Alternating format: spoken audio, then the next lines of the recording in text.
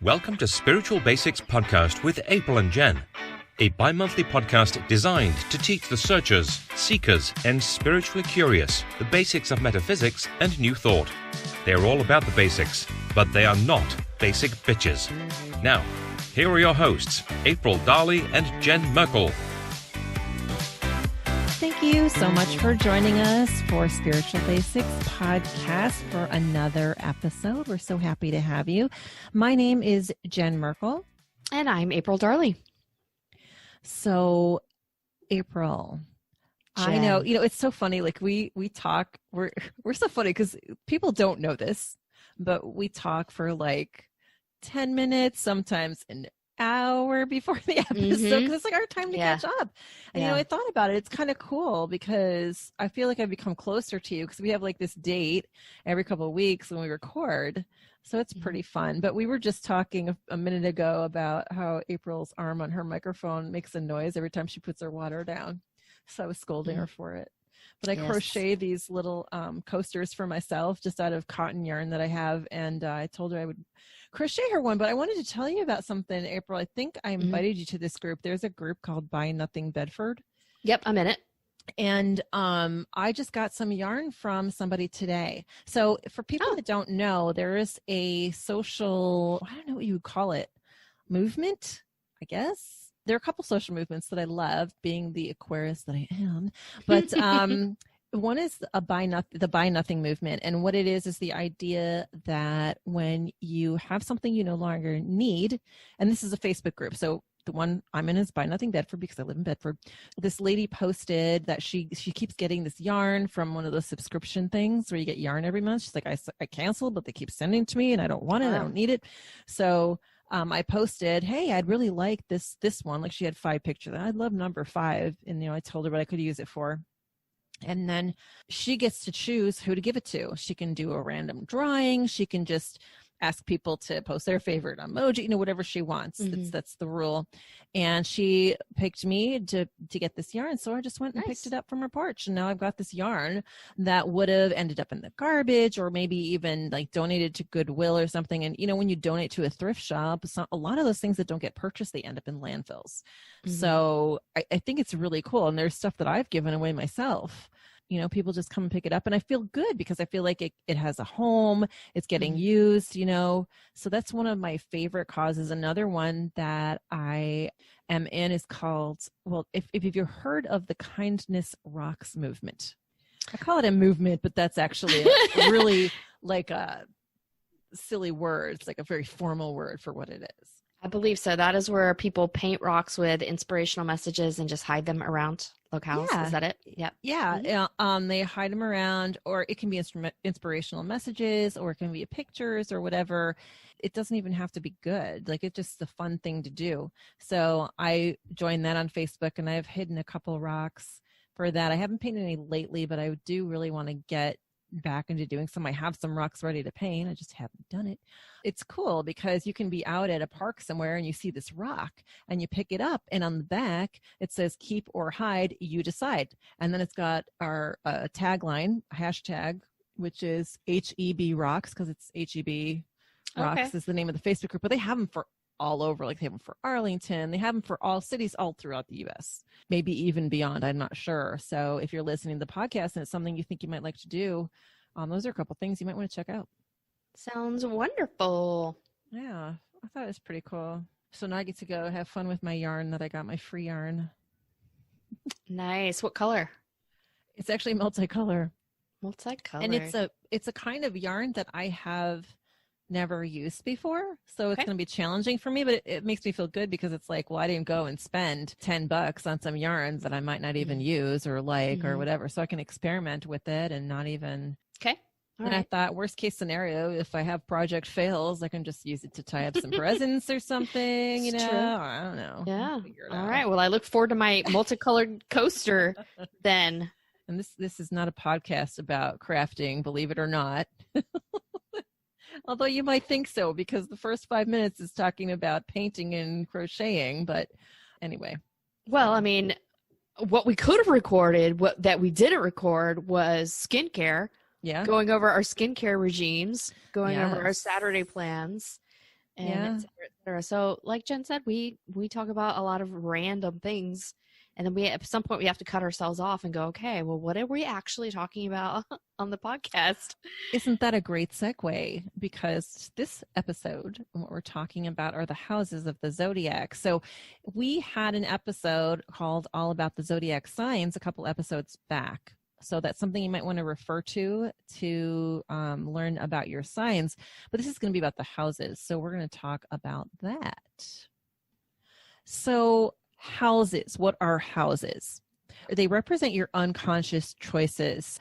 And collectively, the houses represents all areas of your life and your experiences. So the houses aren't about a certain type of energy themselves, like a zodiac sign would be or something, but they give a context about different themes that you have throughout your life in which the planets and signs interact. And we're going to go through each of the houses and what each of their themes, so to speak, are in just a minute. So there are 12 houses, and houses 1 through 6 are about your personal development. And that can include things like home and children, your inner self and personality, health, knowledge, income, and creativity, things that are about you. And then houses 7 through 12 are more about your development and the interaction within your community or the world or the universe. So that's more about relationships, career, goals, and spending. They work with planets and signs. So the planets travel through the houses. And if you think about how the solar system works, Mercury goes around the sun pretty fast. So it travels through each house about every 14 to 30 days. And Uranus and Pluto, they're further out. So Uranus takes about 7 years and Pluto takes as many as 20 years. They're much slower. They take a lot longer to travel through the houses, kind of like how they revolve around the sun. And the other thing too, you might notice that sometimes you might have more than one planet in the house, and that means extra emphasis on that. And we're going to talk about that in a little bit as well. Planets that are located within the houses of your natal chart give that particular house a different expression or flavor. So you might find when you look at your chart, we'll give you some resources in a second, but when you look at your chart, you might not have planets in a house. And that doesn't mean that things aren't happening for you. You just want to reference the house's ruling planet, and we're going to talk about each of those things as well. So if you look at your chart and, for example, you don't have anything in the first house, it doesn't mean that nothing's happened in there. You just want to look at the rulers for that house. Okay. And if you're sitting there wondering, how the heck do I figure all of this stuff out? You do want to run a natal or birth chart. And there are a few sites that we're going to give you that you can do that for free. You want to look at something called your rising sign, which will equal your first house. But if you look at the sky like it's a wheel, almost like a clock, there are 12 little pie wedges and 12 slices. So unlike a clock where 12 is at the top, when you're looking at your zodiac houses, 9 o'clock is at the top and 12 o'clock is where 9 should be. So the whole wheel goes in somewhat of a counterclockwise fashion. Now, Jen and I just happen to have the same rising sign, so we are Leo. And whatever your rising sign is, that is your first house. So that's where you start to number from there. So if you have any planets in these little pie wedges, they're going to change how you express that area. As Jen mentioned earlier, it's a different flavor, a different expression. That clock wheel is moving as well. Each little pie wedge is moving around the sky, just like the planets are moving around the sky. So that snapshot of your birth is taking a look at where everything's lining up together. So when you think about it, actually, it's kind of like the Earth rotating, like the sun rising, right? The sun's rising on the eastern horizon. In our case, Leo was rising. So just to give you some resources so that you can run a natal chart of your own, and Jen introduced me to this first one. It's by a website called astroseek.com. It's astro-seek.com. She's going to drop the link in our resources so that you have the entire link and you can go to the exact place. Yeah, that particular site actually has a really good, they have a specific generator just for houses. So that's what I'm going to drop the link for. But you could just go to astro-seek.com and look for it yourself. I'm just going to try and make it easier for you because that's what I'm all about. And trust me, you do want this link. It is super helpful. So the second one is cafeastrology.com. And the third one is janspiller.com. It's SPILLER.com. She is an astrologer that passed away a few years ago, but her students have carried on her work, and she's got a pretty nice prenatal chart there as well. In doing research for this, we've mentioned this before. When April and I do podcasts, this isn't necessarily just about what we know or what we think. We try to look at other perspectives and get complete information, and it's also a learning process for us for a lot of these things too. One of the resources I have is actually a book. It's called The Complete Idiot's Guide to Astrology 4th edition. It is by Madeline, Gerwick-Brodeur, and Lisa Lenard. It's like a used book I got from a library sale. So just carrying on that theme about, it's really, really good for all of astrology, but their section on houses was very useful to me in some of the information that we'll be presenting today. So let's get to it. I'm going to go ahead and start with the first set of houses. The first 3 houses are the me houses. They're the most personal. So it's all about me, me, me.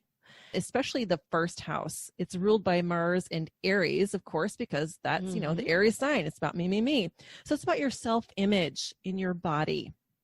Also your personality and your identity. Anything that has to do with you, the inner you. It's also about how your self-image is developed. So anything that happened during early childhood, how you developed your self-image, your self-awareness and self-discovery, who you are and what you will become, as well as establishing what you want out of life and how you're going to go about getting it.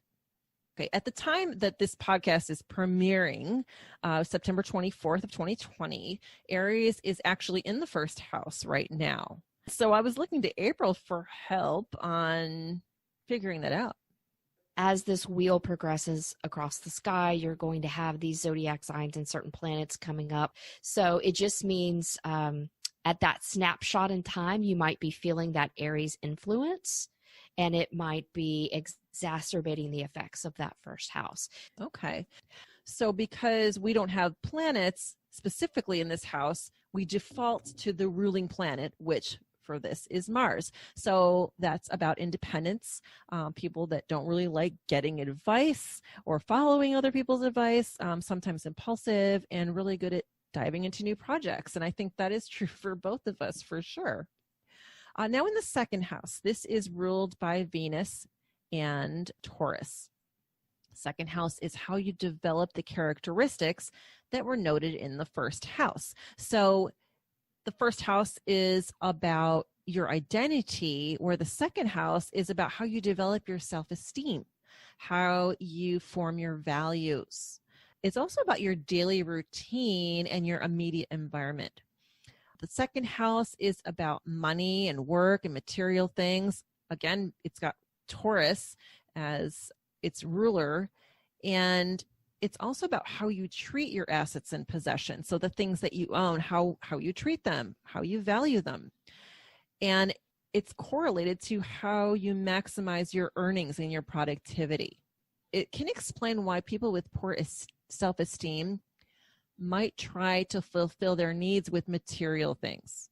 There's someone in my life who does have, when she was going through a really hard time in her life, she had really poor self-esteem. And she was addicted to shopping. And that's like total textbook, right? Well, right. It's a Taurus. It's very much a Taurus thing too. And Taurus rules that house. So makes complete sense. Now, April and I both have Pluto in retrograde in this house. And Pluto is about tying spiritual values to a social need as a means of income and sentimental value to possessions. Strong sense of ownership, good at spotting good deals or items of value. But because it's in retrograde, I'm not sure exactly what that means. Like, April, what does that mean? So Pluto is a very slow moving planet. It's considered an outer planet. And right. We had talked about how it takes 20 years to go through house? So you're going to find as we go through these houses, Jen and I will have a couple of the same, and they're called generational planets. So the planets will stay in that house for so long, you're going to find a large swath of the population, if you will, that's going to have that placement. And Pluto, often because it's a slow moving planet, it will be retrograde for a long period of time. And for like half the year, usually like 4 to 6 months, Pluto might be retrograde. So you're going to find a lot of people that you're going to have these outer planet retrogrades in your chart. But Pluto retrograde any retrograde is more reflective, right? And this is such an interesting place for Pluto because astrologers consider this to be a very challenging aspect to have Pluto in. And if you've listened to me and you've listened to the show, you know that as a Taurus, I view Taurian astrology as kind of a mixed bag. And this is one of those things where I'm like, dang it, seriously, I want my second house to be wow. But with Pluto in there, Pluto is a planet about transformation. So this applies to things like money, and it can mean that you can have rags to riches stories in here. So you can have quick turnarounds with your money. It can also mean that you might have a bankruptcy in your history. Because it's about transformation, it just sort of means that there's life lessons to learn about money when Pluto is in this house. But kind of a quick little fun thing is it also would make Jen and I excellent criminals. So if you have Pluto in the second house, we would be like badass mob bosses, and we would be like super awesome at it. But when we got caught, we'd lose our entire empire. Yeah, but it'd be so fun until then. Right? It would be. So that's kind of like the quirky thing about Pluto. So we're like almost literally partners in crime. Yes, quite literally. I laughed so hard when I saw that you had Pluto there too. And I'm like, oh, this is so fun. So partners in crime, Jen and I have lessons to learn and about money and transforming how we think about money, how we use money. Yeah, but that sucks. Like, I don't want lessons about money. I just know. want to have the money. Right? So that's why I'm like, I need to learn. Dang it. Yeah. Pluto in the second house. That is... I mean, everything is about lessons. Nobody really wants the lesson. I mean, just the fact that we have this aversion to wanting that lesson, like, you know, that just shows that's a lesson that we need. Right. Right. So moving on the third house, it's ruled by Mercury and Gemini. And the third house, being Mercury and Gemini, is all about communication. I mean, that's, you know, what Mercury and Gemini are about. It's information gathering and sharing of knowledge. So it also covers social media and technology. It's also about early education. So where and how you develop knowledge. Again, remember, we're talking about the you. We're talking about me, and what you're all about. So it's still the less mature part of you. So it's the early education. Also about logic, memory, and manual skills. If you think about it, when you're very young is when you develop the manual skills, when you're getting all these memories. And it's about close environment. So the people in your life you don't choose. And that's something that actually came directly from the book that I referenced. So that means siblings, neighbors, and coworkers. So there are often a lot of challenges to learn in your third house because of that. Now, for me, I have the moon in my third house, which indicates that my family is super important. Travel and education and imagination come into play. I also have Mars, which is about speaking my mind, which I never do that, right? Kidding. Being verbally persuasive and also being quick thinking, especially in emergency. And I know for a fact that is definitely one of my hidden talents. Nice. So I have Uranus retrograde. Uranus is another one of the slow moving planets that'll stay retrograde for months at a time. And Uranus is all about technology, sudden surprises, revolution, and like humanitarian or invention. So the fact that I have Uranus in that third house, it might mean I'm going to shake up this third house a bit. So I might be revolutionary in how I communicate, or I might find a revolutionary or inventive ways to communicate with others, or the way I access and process knowledge. we're just talking about the planets that we have in these signs just to give you a form of reference. Clearly, you're probably going to have different planets. At least most of them are going to be different, but it just gives you an idea of how different this can all make you from everybody else. Is what helps you to be you rather than just having 12 different personality types, right? Mm-hmm. There are different things that it kind of zones in on. Absolutely. And the next little slice of the pie are houses 4 through 6. And this has to do with how you communicate with people and things around you. The 4th house is the house of home, family, your roots, and your foundation. It's ruled by Cancer and the moon. And this house represents the foundation of your home and family unit. So it covers matters of physical and emotional security, such as your physical home, feeling safe and secure. And this house also relates to your concept of your ancestors, your home, what type of home you want, what type of home you desire. Do you want to live someplace particular? Do you want to live in a particular type of home? Your memories of the past and feeling nostalgia. So any planets you have in this part of your natal chart, it's going to deal with energy going toward your family life. And obviously, because it's ruled by Cancer, again, we're talking about the home. Cancer is all about the home. Right. And making home in its little shell. Mm-hmm. So I have Neptune in this house, which when I read the description, it was perfect for me. Home as a spiritual oasis, a respite for the chaos of the outside world, very harmonious and like a temple, very conducive to meditation and spiritual practices. And if you've ever been to my home, you would say definitely that is the case. As a matter of fact, I just got a Buddha statue today. Fun. I had never had one. I've been wanting one forever. So have that set up today. Also karmic ties to family. So my south node is also in this house. And I know from you, April, good stuff is in the north node, but the south node is the work you need to do in order to get that, right? Mm-hmm. So your south node is really about your karma and what you relied on in past lives. So it's your default mode. It's the stuff you're really good at. It's cruise control. And your north node is what you really want to move toward in this life. So it's the new skills, the new way of looking at things. So we kind of have to overcome the shenanigans we did in the south node so that we can progress properly and get to that north node spot. The north node and the south node are directly opposite from each other in the chart, yes. Correct? So we'll be eventually coming around to that. But what I thought was really interesting when I looked through our notes is that, April, your north node is where my south node is. Yep. And then the reverse would be true. Yeah. So in this particular placement of the 4th house, Jen has Neptune and her south node. I also have Neptune in this house, but mine is retrograde and my north node is here. So interesting little fun fact. I think I wanted to find fun, weird facts for this, like when I found it. Why not? So I have my north node in Sagittarius, which for me, because my north node is in the 4th house, it brings about a desire for home, but that Sagittarius flavor is going to give it a wandering aspect. And Jen knows this. I'm constantly wandering in search for a home and no place feels like home. And part of that is because I have Sagittarius in that north node, and that's flavoring how I view home and family. And it's giving me that wanderlust about why I can't seem to find the right fit.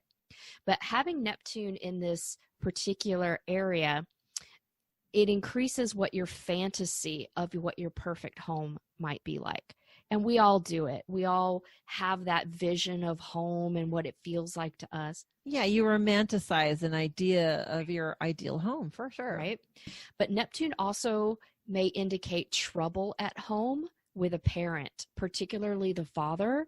And that particular parent often has addiction issues with drugs or alcohol. So I know that my own father was an alcoholic. And when I read this, it's like, holy crap, my astrology chart totally pegged it. But one parent can have addictions in the home. It's most often the family with Neptune. And Neptune in this particular placement can mean a sudden death by mysterious circumstances and possibly drowning. So good times. What? So do you mean Neptune or Neptune retrograde? Neptune. Ah, crap. Yeah. I don't want to die that way. Right? So your astrology is a mixed bag too. Yeah. So it's interesting too, because I had even mentioned on our one of our recent podcasts when we were talking about our development how my father also is an alcoholic. So yeah. Isn't that interesting? I had no Yes. idea. Who Fun knew times. you would find something that interesting in your I astrology know. chart? So the fifth house is the house of pleasure, creativity, and that includes romance, creativity, your pastimes or hobbies. It's ruled by Leo, and the ruling planet is the sun. Of course. So this house is about, Leo is the leader, and it's all about creativity and attaining what brings you pleasure. So have some fun. What brings fun into your life? This includes your hobbies, creative pursuits, and any activity that makes you feel happy. So like the fifth sex. house also... Right. Yeah, sex, right? So the fifth house also covers casual sex, romance, flings, and even children. It's considered a house of luck. So if you have planets here, then that can denote how you might be lucky. And since this is the house of the heart, any planets you hear can give you some insight into how you deal with romantic and creative aspects. So this is interesting because when I looked up my own chart in the generator in AstroSeek, it said I have fortune here, and I've never heard of that, so I don't even know what that is. Yeah, so I had not heard of this until you posted that link, AstroSeek, and I ran a chart on it, and then I fell into a very deep rabbit hole that was a couple of hours later. Isn't that fun, though? Right? It's called your part of fortune. And this is a lot to do. It's similar to what we're going to talk about later on with the 10th house, but your part of fortune deals with abundance in your career. So it's representing your worldly successes that are associated with also the physical body and health. So it's indicative of what kind of career or vocation that you might be really good at. So you want to look at the ruling planets of the part of fortune to kind of see what's there. And if you're at that particular crossroad in your life where you have no idea what to do, then the part of fortune might give you some ideas of what you might innately be very good at. Oh, so I get to just play because we're in the house of Leo. So awesome. Mm-hmm. Yeah. And I have no planets in this house. So apparently it's like romance, kids, pass. Hard pass. I'm just kidding. Wah, wah. So the sixth house is the house of health and service. It's ruled by Virgo, and the ruling planet is Mercury. So if you remember anything about Virgo, you know that they are the social workers of the zodiac, and that's very much at play here in this house. So this house is all about work, your work ethic, how you make yourself of service to others, and your day-to-day tasks. The sixth house also has less to do with your career and more about your dedication to the work that you're doing and the service you provide. So this house also rules your physical wellness, healthy lifestyle, the quest for improvement in those areas like diet and exercise. And little fun fact, pets and small animals are also ruled by this house because they can contribute to your wellness. Absolutely. And even scientific studies have shown even petting an animal lowers your blood pressure, helps you feel more relaxed. I have no planets in this house, but Jen, you have the sun. I do have the sun, and that indicates that I'm good at organization. I take pride in my work, and I need appreciation, though, or I will move on to something else. That's right. Good at problem solving, and something really interesting, healing career. So, hello, Shocker. Hypnotherapy, and also service to others, and those things are me to a T.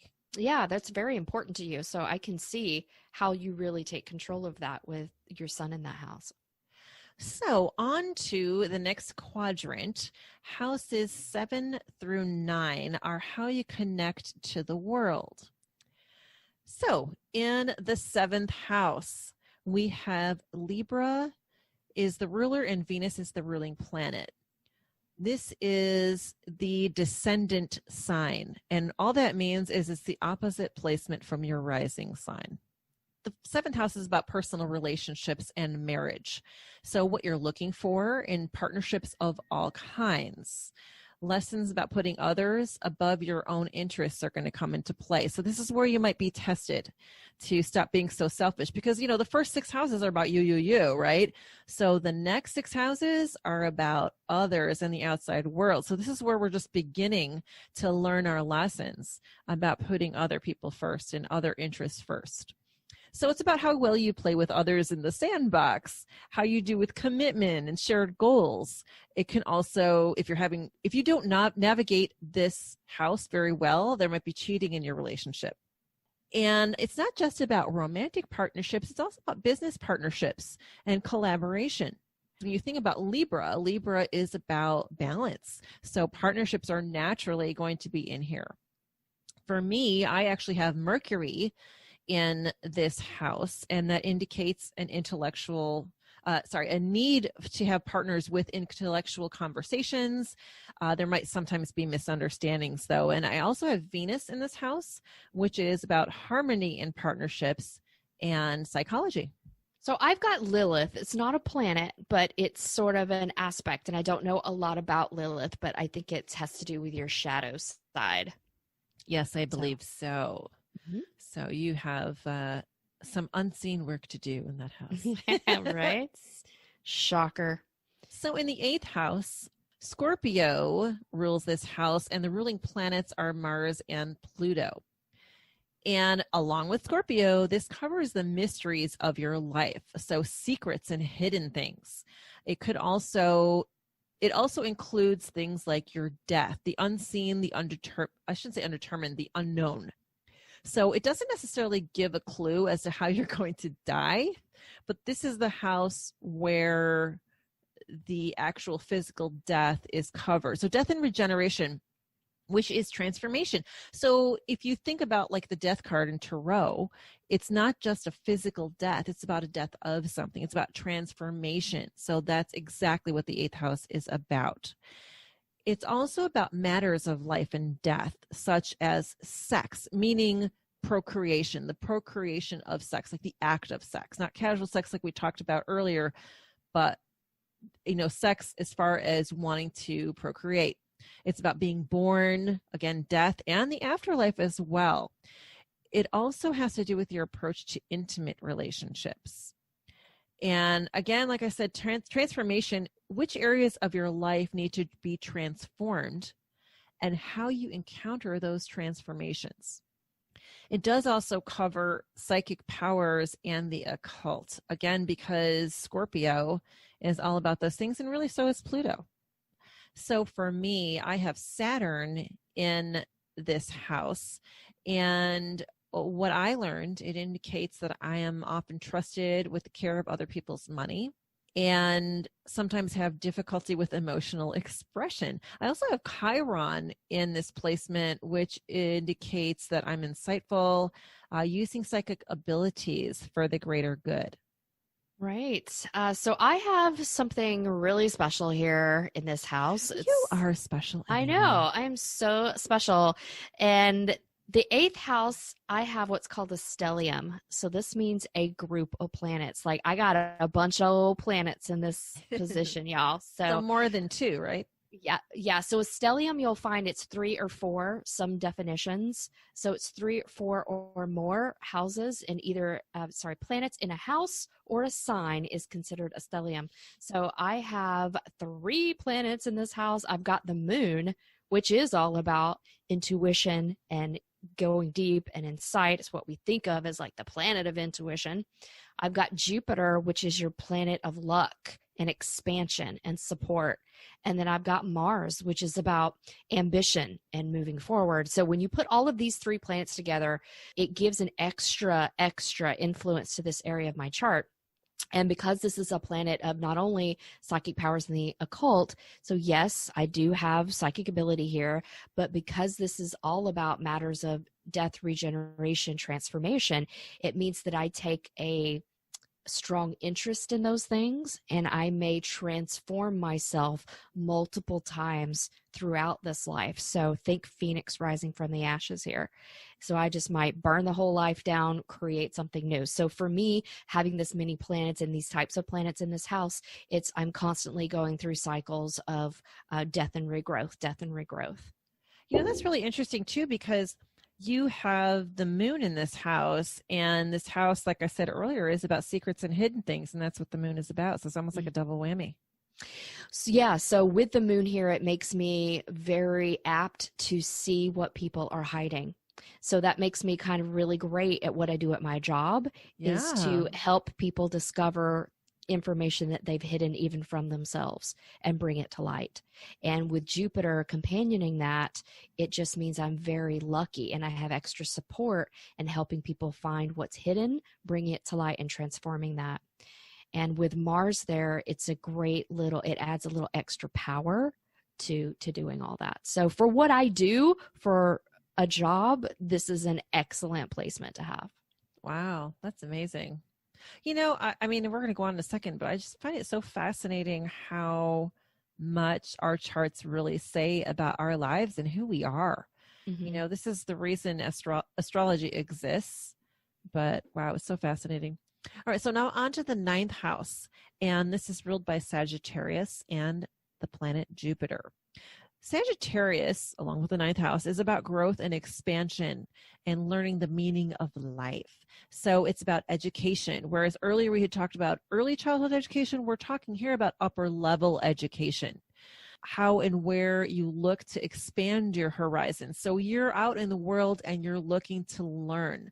It's about philosophies and religion, your own, and also how you convey them to the outside world. It's your customs and core beliefs. Also, this house is about long distance travel over water. For example, like you say, traveling over water. If you've ever had a psychic reading where water comes into play in a tarot card, you're traveling over water. This is what that's about. And really what that comes down to is seeking new perspectives, exploring other cultures and places, literally expanding your horizons to learn new perspectives and learn what the world is all about. For me, I actually have Lilith in this placement, and that's about rejection of all types of borders, which explains me a lot. Also, possibly living in other countries. And I'll tell you, I would love to live in another country. Mm-hmm. I just don't have the means to do it right now, but I don't know. I mean, I love traveling to other countries, and that for sure is an indication of that. So I have two things here. I've got the sun in Taurus here. So as you know, I am a Taurus. So with that particular placement, it also means that I can expand my horizons and expand my breadth of knowledge and education by traveling. Or it also means that those of foreign birth are particularly advantageous to me. So that may help me in terms of money, luck, career, power, things like that. And then I have Chiron in Aries here. So Chiron is not a planet, but it's a big old asteroid that's kind of like a planet. And Chiron is called the wounded healer.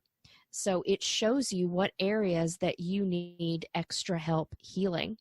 So for me, I may find travel, since this is travel and education, I may find extra help healing myself and these deep emotional wounds through travel.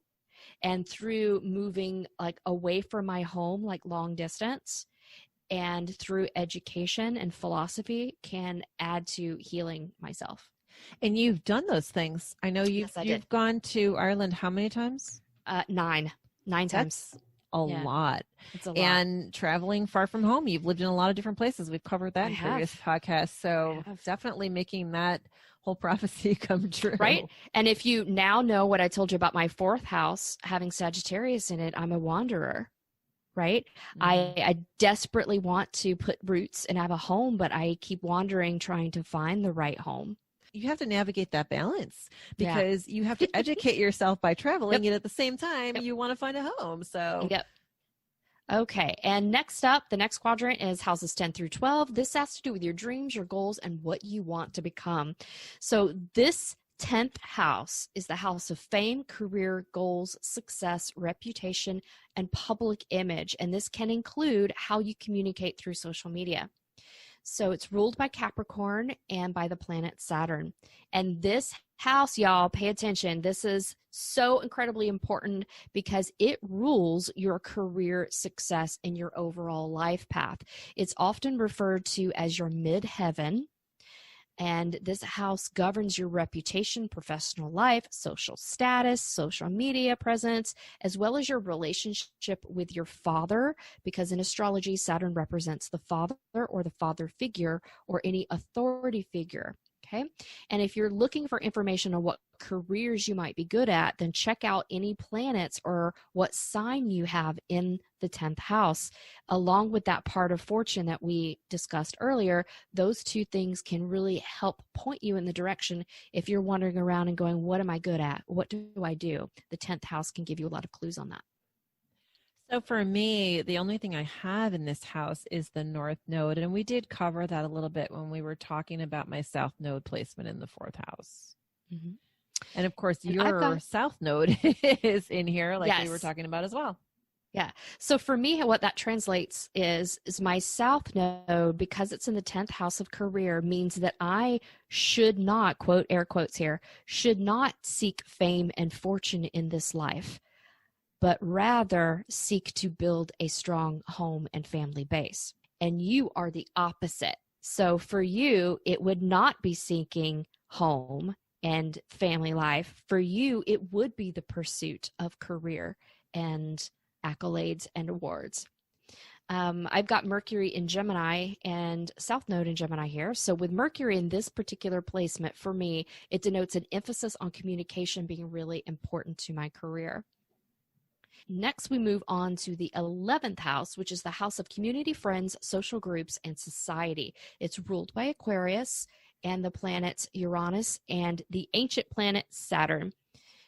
This house focuses on community, memberships, friendship, organized groups, networking, teamwork, social justice, and working together with others. Because this house is naturally ruled by Aquarius and Uranus, Uranus is the modern day ruler, Saturn is the ancient ruler, you may feel the desire to shake things up in these areas. So the 11th house represents our collective and lifelong goals or aspirations for the betterment of humanity. Any planets you have in this house can help guide you on the roles you may play within a group and group dynamics. I don't have any planets in this house, but again, because of that, we default to the rulers. So with Uranus and Saturn, that comes up as humanitarian, strong intuition, comprehension of universal laws, which is so important to me and the work that I do, and also changing your goals throughout the lifetime, which is totally true. As we've talked about before, I've spent the first part of my life concentrating on home and family, and now I'm kind of going in my own direction and pursuing a more spiritual path. So I've got a few things here. I've got Venus here, Saturn, and my part of fortune is all here. So that is going to influence how I love. So with Venus here in the 10th house, I may be attracted to successful people, or I may be attracted to people who are humanitarian in nature. Which might explain why you have so many friends who are Aquarius. Or Aquarius. I have a bunch of Aquariuses, right? And with my part of fortune, collect them. Right? I know. They teach me lessons, right?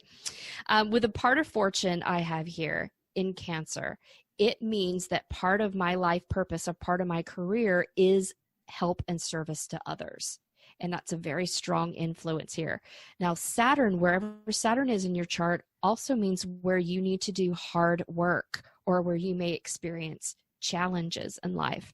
So sometimes I'm a loner, right, by nature. So group dynamics can be sometimes challenging for me, and figuring out where I fit into a group dynamic, because that's not my go-to nature. Right? So that's how Saturn plays out in this placement for me. It's a challenge sometimes for me to operate in groups and figure out my place in that. Now, the 12th house is the house of subconscious, secrets, spirituality, closure, completion, and the unseen. So along with the 8th house, your two psychic houses are the 8th and the 12th. It's ruled by Pisces, and the modern day ruler is Neptune. The ancient ruler is Jupiter. This is the last house of the zodiac, representing endings and deep soul evolution. It rules over the unconscious, dreams, sleep, karma, past life trauma, the occult, paranormal, and imprisonment, whether that be literal or metaphorical. Basically, it's a pretty heavy house, like a lot of things going on here. So your unconscious is where you tend to store your shadow self, part of ourselves that we run from or that we may be unaware that they exist. So understanding any planets that you have in this house can help you better understand the deep inner workings of who you really are, and that shadow work process of what you need to release to be your healthiest self. And I have no planets here, by the way. I have Jupiter here in retrograde, and that it's about compassion, serving others, being philosophical and intuitive, and also pursuing an inner spiritual path, but also a giver and receiver of anonymous acts of kindness. So kind of going back to what we were talking about with the kindness rocks thing, it's about hiding those rocks. Like, you don't know who's going to find them. You're just doing it for the good of humanity, just to bring somebody's, make somebody's day. You don't even know who they are, when they're going to see it. You might not ever find out when they got it. But the thing about that is you also, because of karma, you get to receive those anonymous acts of kindness, which is pretty cool. I like that. It is. And you've got Jupiter here, which is wonderful. So anywhere you have Jupiter in your chart, that is a place where you are lucky, where you receive extra support and extra good stuff coming your way. So basically, this would mean, like with Jupiter here, that you're receiving extra boost, extra support when you do your deep dive subconscious stuff. And for your job as like a hypnotherapist, that's what you want, right? That gives you extra power to help people tap into that subconscious area and release the shadow stuff they're holding there. So it's a really awesome, lucky placement for you. Yeah. I've gone through so much of my life not being aware.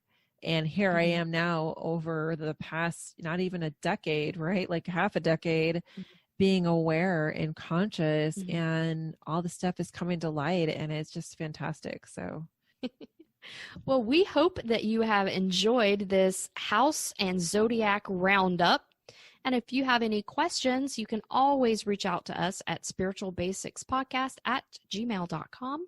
Or you can also visit our website at spiritualbasicspodcast.com. We'd love to hear your show ideas, or if you want to share anything about your spiritual story or your awakening or anything like that, we would love to hear it. We love hearing from our listeners. So until next time, we wish you all the best.